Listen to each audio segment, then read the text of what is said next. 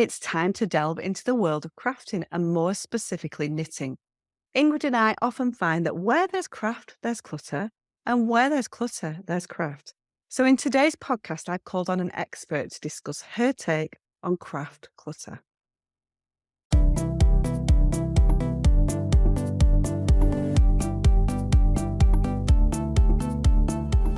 You're listening to the Declutter Hub podcast, bringing you tried and tested, no-nonsense tips and advice from the leading experts in decluttering and organising your home. Now here's your host, Leslie Spellman.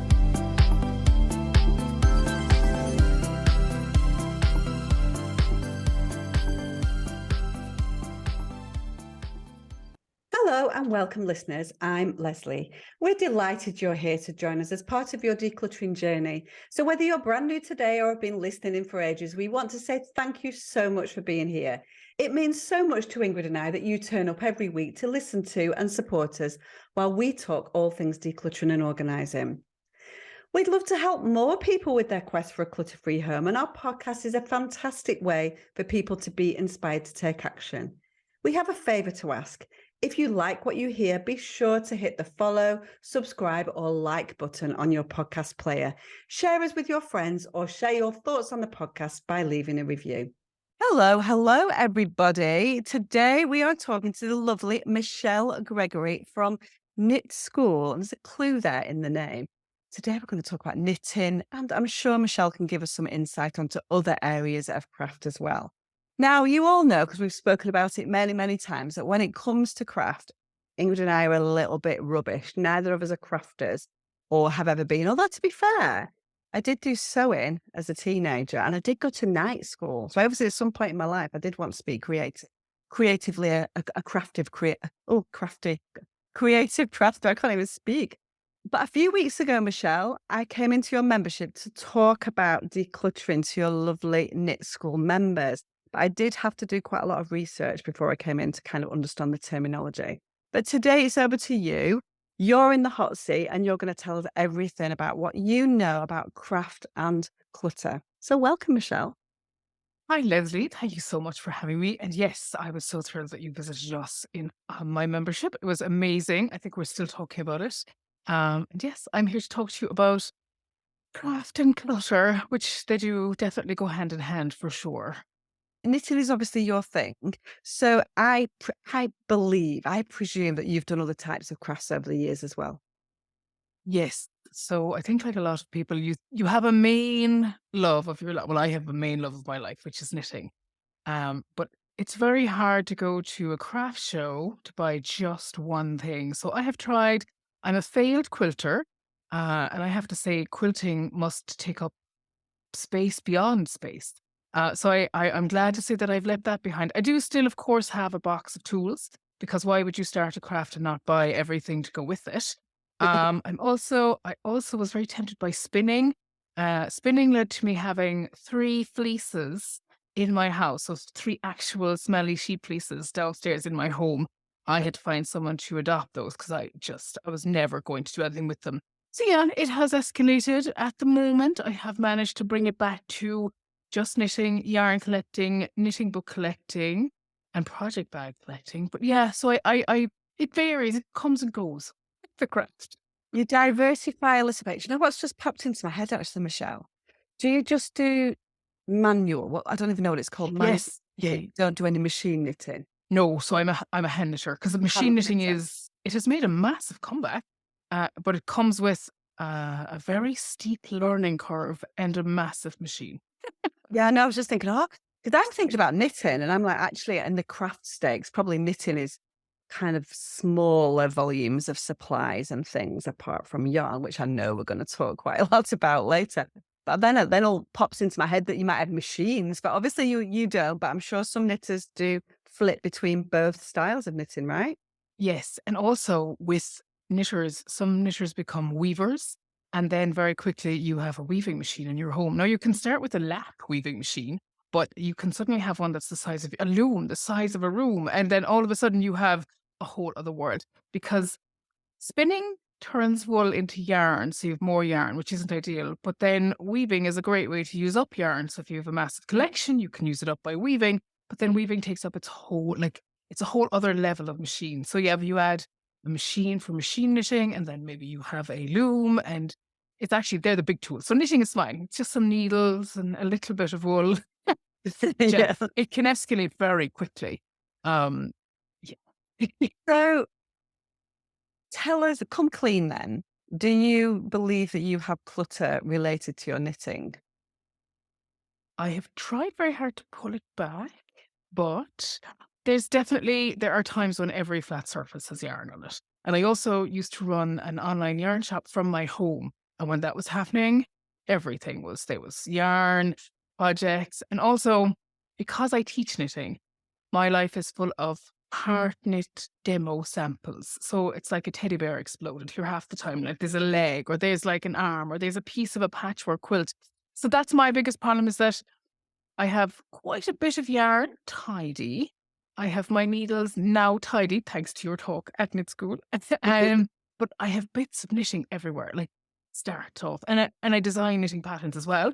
And with designing knitting patterns comes, you might need to knit between 4 and 5, maybe 6, 10 different pieces. We call them swatches in knitting. So you have them, they're everywhere. You could find them anywhere. And sometimes I'm like, oh, there it is. I need that for a lesson. And then you're like, where did that go? So they love anywhere you could find them. Pieces of knitting in my house.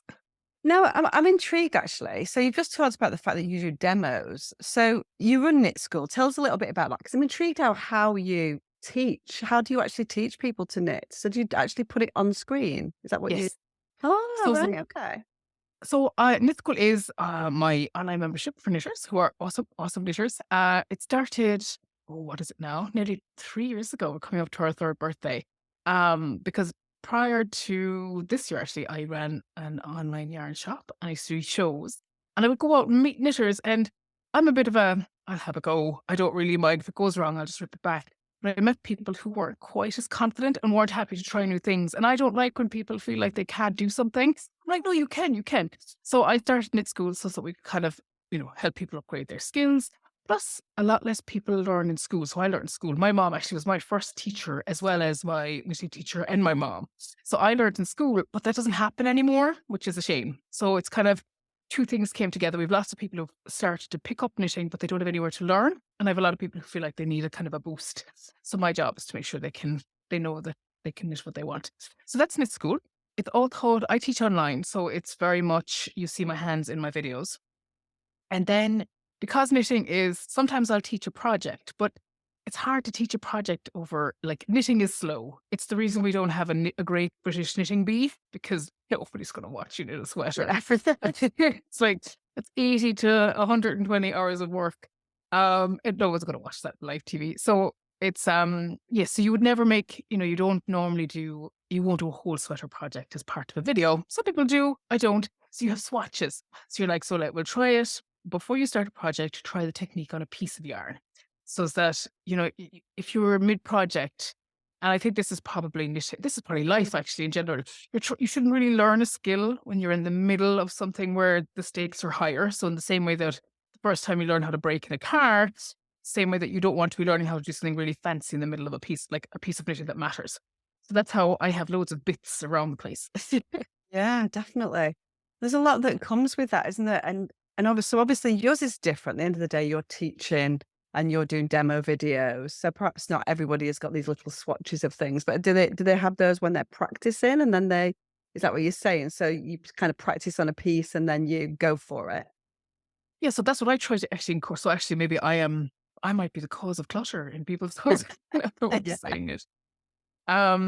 So particularly if you do, so depending on your level of knitter. So sometimes knitters they like to try out a piece of maybe a pattern and put it into something else. So if you're a designer, or kind of you do your own pieces, they would also have those kinds of bits and pieces around.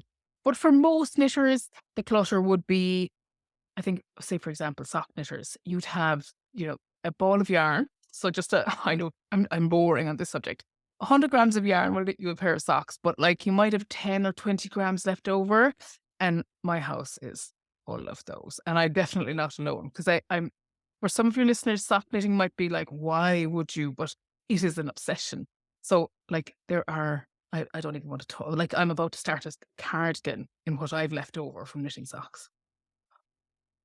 So yeah, let me talk about that, right? Okay, so we're going to talk a little, we're going to delve a little bit more kind of generically over clutter. But you've Yep. talked about socks and you've talked about yarn that's left over when you've finished a project. So what should you do with that? What would be the clutter-free way? What you would do with that yarn? So I knit during lockdown. I knit like a full 5 foot bedspread. So by holding all my pieces, you can knit with the yarn together. So like make it thicker, and then very quickly knit bedspreads and blanket, and then you can donate those. And I think they're probably my favorite use of them. But a lot of designers also design scrappy projects. So you can find loads of scrappy project sweaters, socks, all kinds of things where people use their ends. Now, that depends on how much of a perfectionist you are, because obviously sometimes craft people are perfectionists, and the look of scraps don't always work. But for some people, they do. So I love a scrappy project as well. So all of mine just go into things like cardigans or things that I'll slap around and I won't appear in public in most of them, but some of them maybe.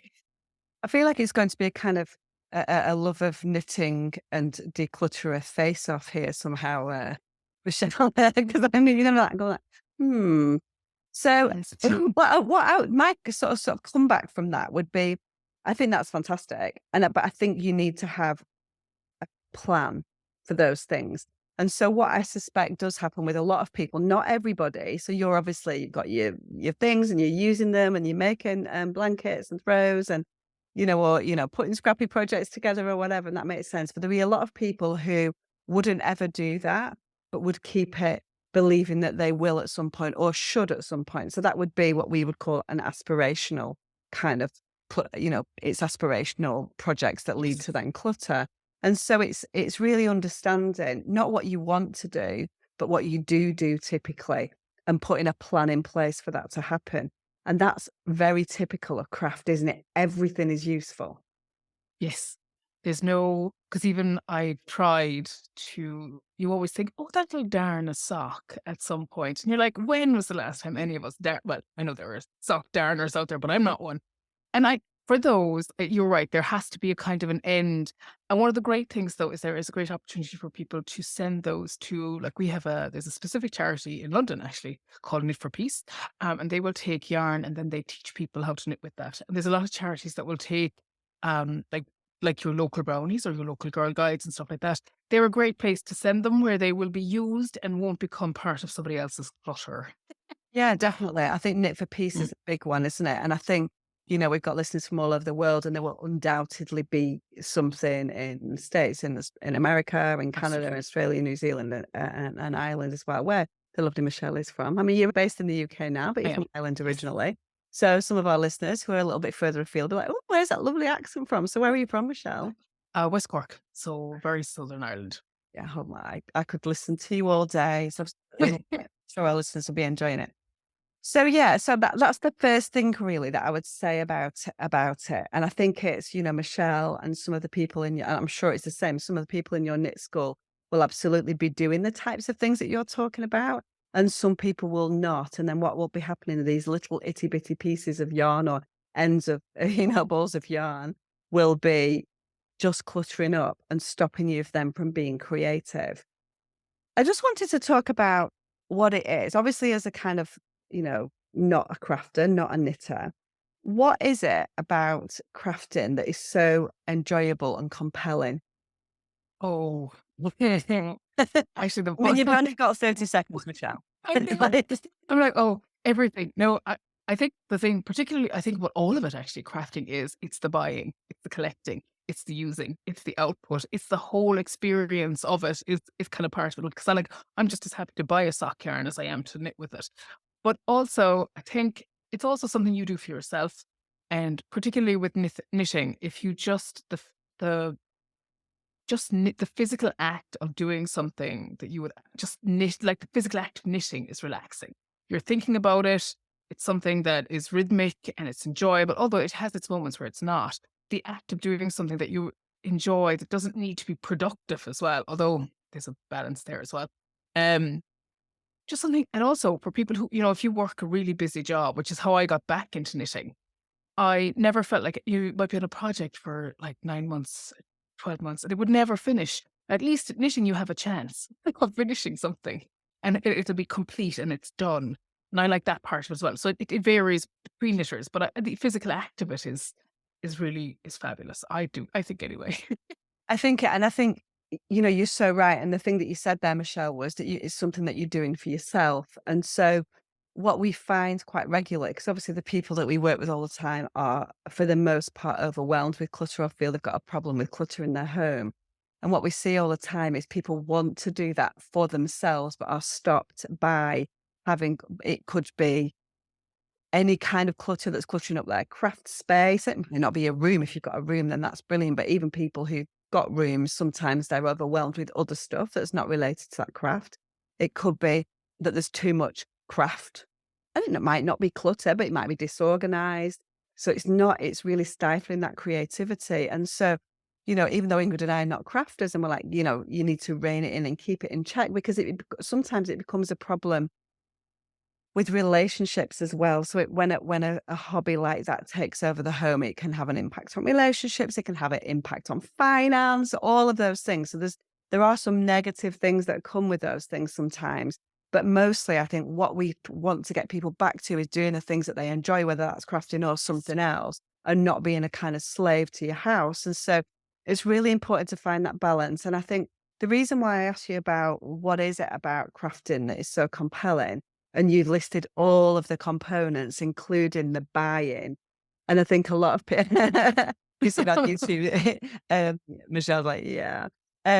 It's the buy-in side of it that we really need to get under control, because we have to have a plan as to what we're going to do with that. If you've got all the space in the world, go for it. But if you feel that your creativity is being stifled, your home is being taken over, your relationships are impacted by what you're doing, perhaps you need to rein it in and go, right, I need to really look at what I've got in my house, look at the projects that are ongoing, and decide what I'm going to do next and whether I realistically am ever going to do this stuff.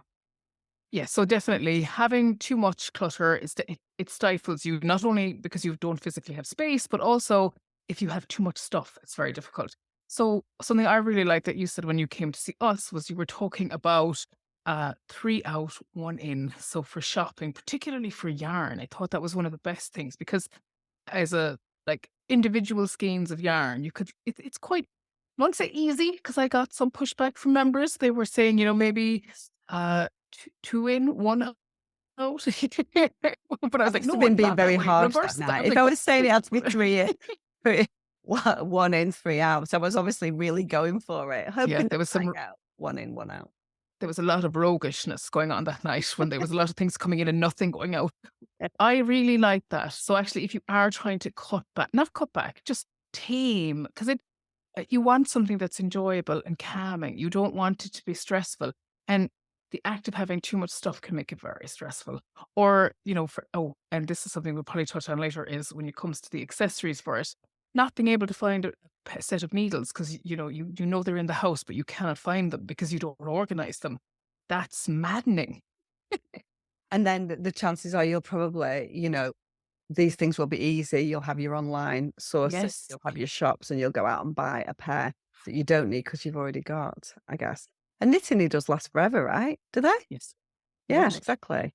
Yeah, and you have people who are people who are hard on them, but mostly they are something that don't go away. Like they're not consumable. So yeah, you're right. You're right. Unlike my house, I was organizing them after your talk, and I was like, what am I doing? I have the most random size of some things, and I'm like, why do I even have those? And that I think is something that it can be a bit, oh, nobody wants to look at that problem. But it's really good when you do, because it stops you spending, money on things you don't really need extras of. I think it's, going through these things, if you go through your sort of craft room, it can be really, at the end of the day, we love the stuff and it's lovely to reconnect with your stuff a lot. Like I with anything, with clothes, any of those things, even kitchen stuff to a lesser degree. It's nice to reconnect and remember what you have and fall back in love with it again, and maybe think, I did like that yarn. I can't even think of an example. I really enjoyed that and I'd like to go back to it. Sometimes you can get as much of a buzz by going through and reconnecting with the stuff that you have already as you do from going out and buying new. And I think that's something that's really important to remember. So we're going to go to a little break, Michelle, and then we're going to come back in a moment and we're going to talk more about organisation, crafting, clutter, of all of those things. So we'll be back in a moment.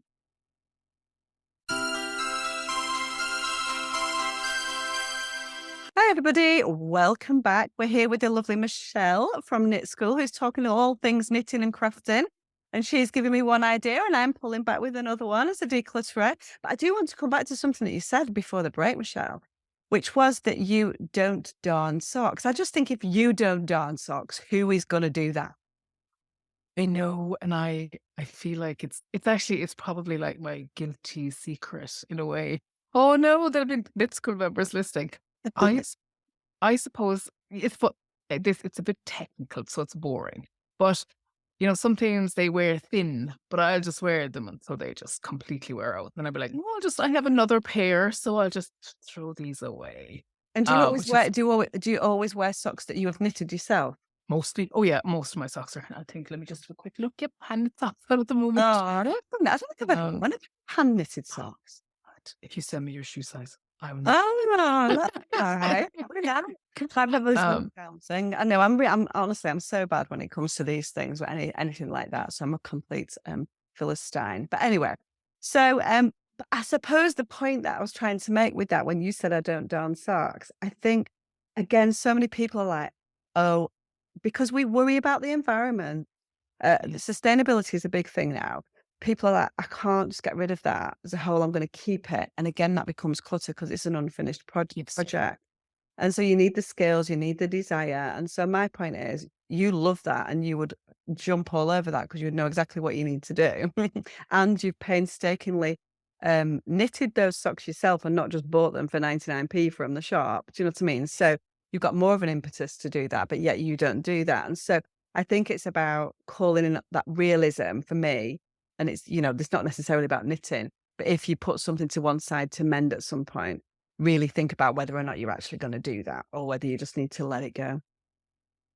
Yes. And I think you have those commitments that you make to yourself. You're like, right, I'm going to have a whole bag of socks to darn, and the likelihood of them being darned is low, even for people who are really good. And I know people who do a lot of repairs. But there is sometimes you should just think, I'll never really do it. It's like the things that you have in your house that need doing, and you're like, I'll never put that shelf up. Exactly. So I want to talk a little bit more about supplies, really. I would say in my simple head, there's two types of clutter that comes. One is the overbuying of supplies or the overkeeping of supplies, let's say. And one is the finish. So with knitting in particular and with any other crafting, there's a finished product, right? And it's what you do with that finished product. And so there's two types of clutter. Am I right? Would you, if Yes, we break it absolutely. down to simple terms? Yep. And so what leads us then to an over consumption then of supplies, in your opinion? I was in buying them. Yeah. Oh, so part of it is that you have, I guess, and I'm no longer part of the problem because I used to dye yarn as well. I do sometimes, but I don't do it as a business anymore.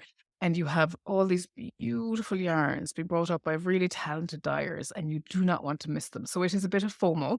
So there's that going on. But also, yeah, it's mostly FOMO. Right. So Okay. that would be the buying of them. Then there is the fact that not every yarn will knit every project. So you might buy loads of knitting patterns, buy loads of yarn, and none of them match. And that's a big problem. So then you will be, oh, I only have 3 of those. So now I need to go out and buy 8 of them in a different color to match this project. So you still have the 3 you bought previously. Now you have another 8 to match a pattern that you also bought. So there's a lot of matching them up and knitting. It's not like, I suppose it's the same with any craft. Like if you have cardstock, you need a lighter weight or, you need it to have a different finish. So that's definitely a problem where you buy patterns separately to buying yarn. And that's a huge thing and it's not only that you have excess knitting. You're like, I probably have a library of yarn patterns and books. I would need 5 lifetimes to make even half of what's in them. Yeah. Am I right in thinking that presumably you can buy yarn as single and in bulk, right? Absolutely. And so do most people, and are there big savings to be made by buying in bulk? Some of the big retailers do it, but there's a really there's a very well known, fabulous yarn shop. They do at the Knitting and Stitching Show in London. They literally have, and I am very guilty of this. They call it the Yarn Dive, and they have it at the Knitting and Stitching Show in London. And it is literally they are 10 packs of yarn, and I have seen people buying dozens of packs of yarn in there. So there is a big saving, but there's also in those situations it can be very difficult to hold yourself back as well. Yeah, of course, because people love the bargain, and I think that, yeah, as soon as you see, you can't let it go. And there's that kind of idea, I think, that comes a lot with crafting. Um, let's talk about the finished product as well. Okay. So we get to a stage where we create all these beautiful things. Do you think that there are people fall into two categories? People who are knitting just because they want the project, and people who are knitting for purpose with an end goal in mind, i.e. to give those socks or that sweater to somebody? Yes. So we call them, it's funny, we have a term for them. So some people fall into kind of both, but kind of, they're dominated by one. So like product and process knitters. So process knitters are people who just love to knit. They're not that fussed about the output. They are sometimes, but not really. They will just keep knitting because knitting is a love of knitting. Then you have people who are knitting with a purpose in mind. So it might be to dress themselves, or that because they see a pattern, they've got to have it. It's really nice. So they have a very specific product in mind. Obviously, we all come back and forth between them. But if you're a product knitter, the likelihood is that you have, well, I'm going to say this, this is my vision for them, because I am not a process knitter. I see product knitters as people who have shelves of beautifully finished, beautiful items, all really well kept. And then you have people like me who have just got piles of knitted things because I love to knit. So there's definitely people who use their outputs and love them, and then people who just love knitting. There's an overlap, obviously. So how do we, if we're a little bit overwhelmed with the output, what do we do with that then? How do we fix that? So there's a couple of options, I think. If you are someone with a lot of finished products, there are places where you can donate them if they're in good condition. You can also rip them out and reuse them. So I've done that a few times where I've knit a sweater, I don't love it. I love making it, but I don't love it. And then I can reuse it for another sweater. So that's something that knitting is really good for, actually. And that is part of the sustainability of it. You can knit something. Most of the time, the yarn is in great condition after you've finished with it. And then you can rip it out and reuse it.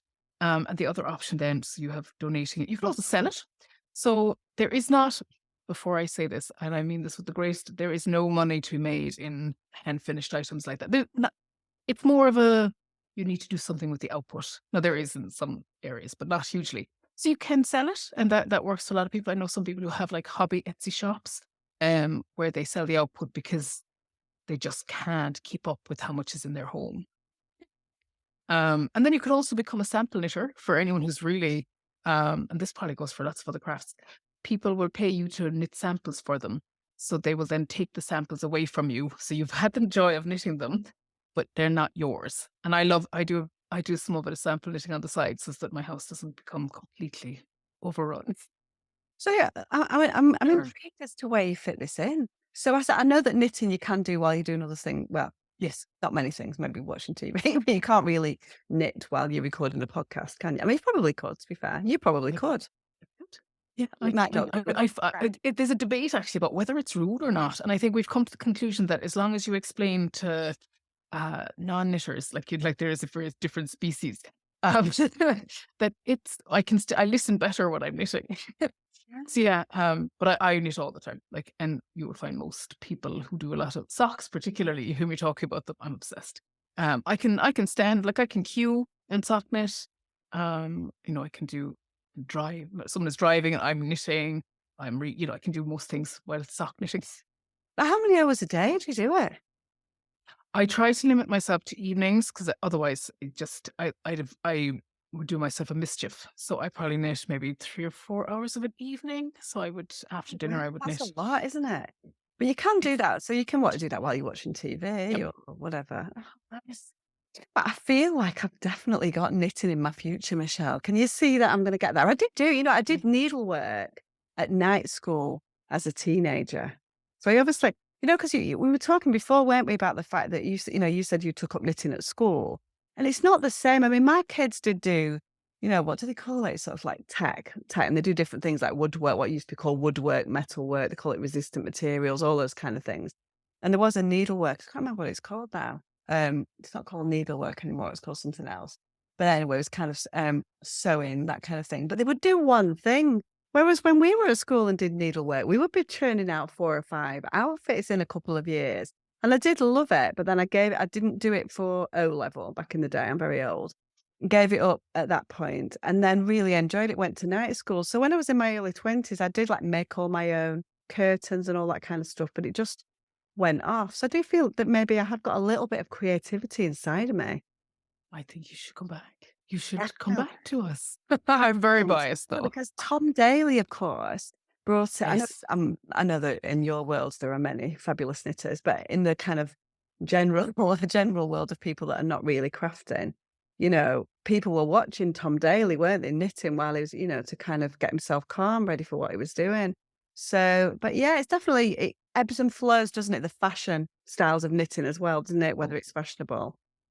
Yes. And it has made a huge kind of comeback, and actually crochet during lockdown just exploded as a hobby. Like it's because people, I think, particularly in lockdown, people realized that they needed something to do, and actually they have kept it on because they realize that it's so good for them. And it's also, it is time for yourself as well. You don't want to be spending like 12 to 15 hours working in a job that might not love you as much as you could love yourself.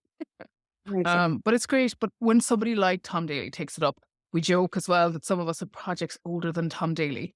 But we Yes. want to talk about the unfinished projects that are that old. We do have a few people who have, but it's great because the more people who are aware of it as a hobby, the better. It's not, everybody is welcome. It's one of those things that anyone can take up. It's not the most expensive of crafts, and you can buy yarn for £2 in like Aldi if you want to.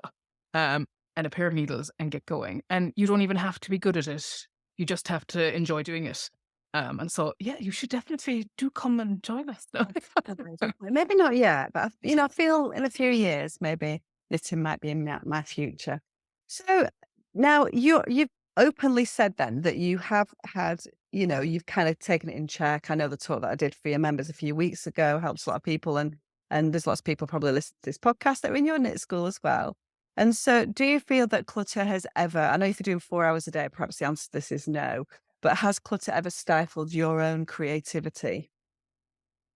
Yeah. So before we got I've spent a lot of time, I think somebody said to me recently, you spend the second half of your life getting rid of all the things you bought in the first half of your life. And I think as I tipped over 40, I was like, okay, yeah, that's definitely true.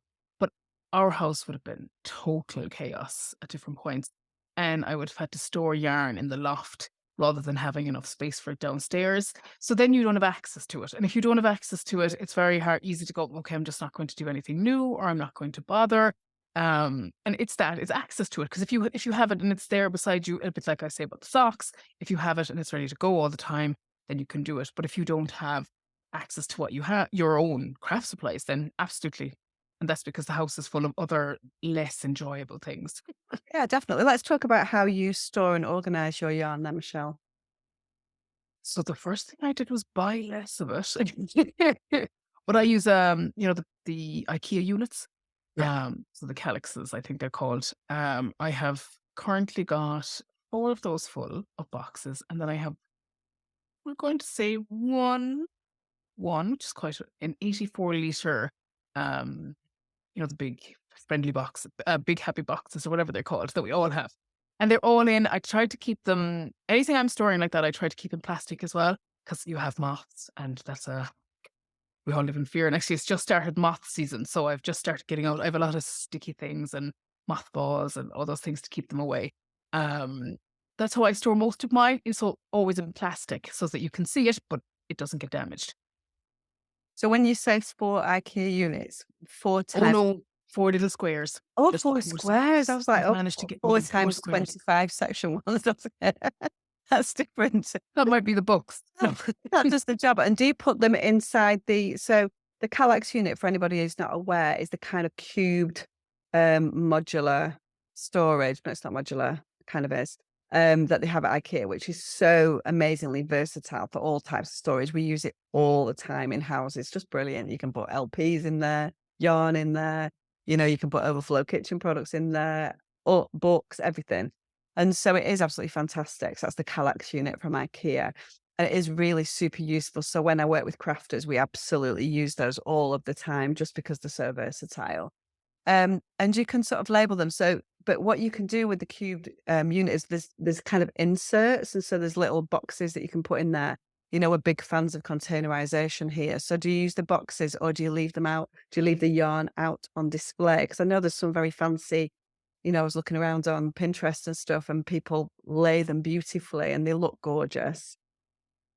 So mine are all in. I put them into the storage units so that I can pull them out, and then most of them are bagged. And again, that is down to looking after them. So it feels really lonesome because, like, yarn, it's beautiful, but Yeah. again, I live in fear of moth. But I know lots of people who use them and stack them. But and if I had my time back again, I have to admit, listening to your tip about the clear boxes for the Kallax is what I would have gone with. Now, I keep them by weight, so I broadly know which is in which, and I have like tear-off labels that I kind of say, right, this is like a lightweight yarn, this is a heavyweight. So I store them by weight, is how I store mine as well. Okay. And do you label at all, or do you just know whether you've not got that many, to be fair, by the sounds of things, Michelle? No, I've been really good. Really well, gold star for you. And Been so, a long time coming, though. and so, do you label? Do you label at all? Yeah. Yeah. So I put the weight just to pull, like I have the sort of fluffy boxes is what I would call them. They're not and I just have a label on them that says 4-ply that I would peel off. 4-ply is a lightweight yarn. So I labeled those, and I labeled my needles recently after your talk as well. So I now have, now needles it might surprise people, but there are, so for every one size, so say it's like a 4 mil, which would be a kind of a standard size needle, like that you would knit most yarn, lots of yarns on. You could have, there's like 6 different cable lengths. You could have, there's loads of different length double pointed needles. There's small, teeny, tiny needles, and they are literally everywhere. Sometimes I think it's harder to store needles than it is yarn. So I have them in a book now, and I have them by type and by size. So I can now flip through them and pick them out. And then the most important thing is they're easier to put back, which is the big thing, I think, with needles. I think it's really changed because over the past few years, if something needs a solution, and storing things is a great solution for a lot of things, someone's found it. I think what we find a lot, though, is you need to be aware of volumes. And so there's some fantastic storage solutions out there, but sometimes they don't account for the volumes of things that you've got. And so sometimes you need to go a little bit simpler because some of the they're quite prescriptive. Some of the storage solutions Yes. will only allow a certain number of needles, or whatever that might be. So if you are going out there and getting some of this storage, do be very mindful of your numbers. So make sure you do your decluttering first, work out what you want to keep, and then buy appropriate storage based on what you've got left. I think that's the mistake, because you have all those beautiful things and then you've got a load of extras, and then it doesn't really work as a system because you've got an overflow as well. Yes, and that's definitely, if you buy very set, there'll be one place for one needle size, and you're like, I have 8 of those, like 8 different. But actually, it's really simple things like plastic pockets for needles, for like the longer kind of curly needles you'll see people with. They work perfectly. They're great. But if you have little, I saw somebody brilliant recently. Those things you use for fly fishing. I didn't even know these were a thing. Plastic pockets with little zips in them. People are using those for small sock needles, and they're perfect. But again, it's that kind of overlap between this is really for something else, but it's perfect for this craft. And there's like loads of spaces because partly you need loads of flies. Yeah. Oh, that's brilliant. No, that's really helpful. So I could sit here and talk about crafting and knitting all day, Michelle, but I think our podcast is coming to an end. So tell us a little bit about where people can find out a little bit more. If we've got people that are avid knitters and are like, yes, I want to take my knitting to the next level. Michelle and all her people in her membership are absolutely lovely and gorgeous. I know there's some people here in our Facebook group as well, and I'm sure they will wax lyrical about Michelle. But you tell us where we can find out all about you.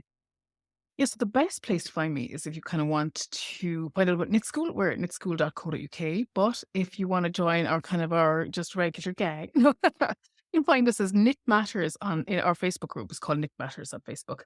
And then I'm on Knitschool on YouTube, and I'm Knitschool on Instagram as well. I'm always around somewhere to talk about knitting. Perfect. Yeah. I love of knitting.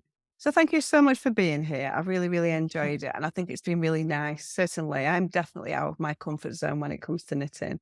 But I think it's useful to understand, to delve into something that I really don't understand myself. But I think the principles of decluttering are the same. Be realistic, make a plan, know what know what you're going to do with your output. So it's the same, but it's a different type of commodity. So it's important, if you do feel overwhelmed, or you do feel your creativity is being stifled, that you take a step back. I said to Michelle's members that they should do apparently 3 out, 1 in, which is quite harsh, to be fair. I love it that you listened. I'm so happy with Oh, that. honestly, you have changed so many of the way we look at things. And there was a little bit of banter about it, but I'm people sure just that everyone was loved like, it. what is she Loved talking it. It about? was She's amazing. crazy. I know exactly. I can't believe I said that. I must have been feeling pretty hardcore that night. So thank you so much, everybody, for listening. Tell us a little bit. Are you a crafter? Is your craft clutter stopping you from being as creative as you would like? Let us know in the comments in our show notes at declutterhub.com/245 or in our Facebook group. Thank you so much for listening, and see you next week.